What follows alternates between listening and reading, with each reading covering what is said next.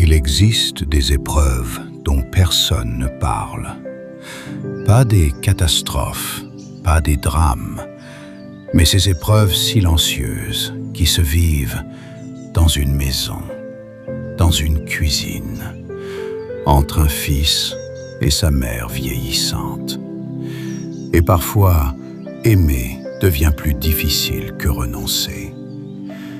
Dans une petite maison au bord d'une rue tranquille, vivait un homme avec sa mère très âgée. La maison n'avait rien d'exceptionnel. Un petit jardin, quelques livres rangés avec soin, une table simple où l'on mangeait chaque jour aux mêmes heures. Mais dans cette maison régnait une chose devenue rare, une vie patiemment reconstruite. Car cet homme n'avait pas toujours vécu ainsi. Il avait connu autrefois des années d'égarement, des années où sa vie ressemblait à une barque ballottée par des vents contraires. Confusion, faiblesse, mauvais choix. Mais lentement, très lentement, il avait reconstruit sa vie. Par la prière, par le silence, par une discipline simple mais ferme. Chaque matin, il se levait tôt. Il priait, il travaillait.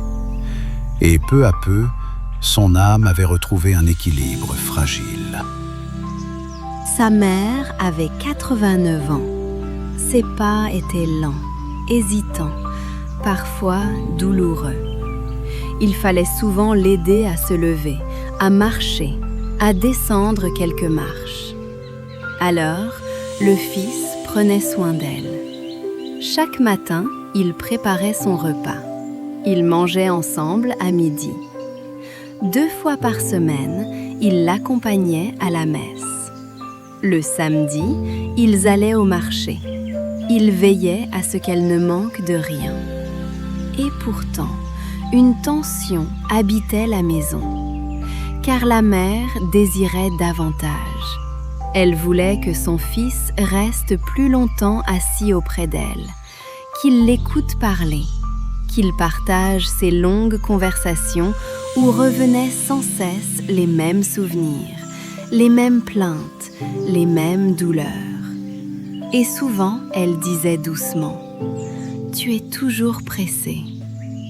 Le fils ne répondait pas. Un soir, dans la pénombre de sa chambre, il priait, et une parole de l'Évangile s'imposa à lui. « Ce que vous avez fait au plus petit d'entre les miens, c'est à moi que vous l'avez fait. » Alors, il regarda sa mère autrement. Sa lenteur, ses mains tremblantes, sa fragilité.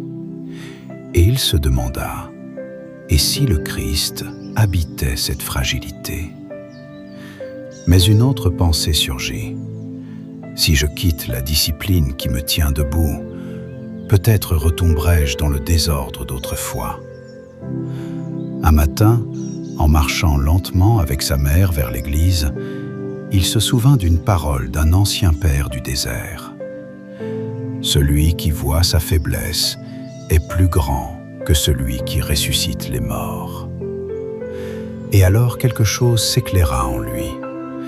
Dieu ne demande pas toujours des victoires éclatantes. Parfois, il demande simplement que nous restions là. Ce soir-là, ils mangèrent ensemble comme d'habitude. La mère parla longuement, les mêmes souvenirs, les mêmes douleurs. Et comme souvent, le fils sentit en lui le désir de se retirer. Mais cette fois, il resta simplement là. Pas parfaitement, pas héroïquement, simplement présent. Ce soir-là, rien ne fut résolu. La mère demeurait fragile. Le fils demeurait limité. Mais peut-être que le Christ préfère habiter ces maisons imparfaites plutôt que les vies qui prétendent déjà avoir tout compris.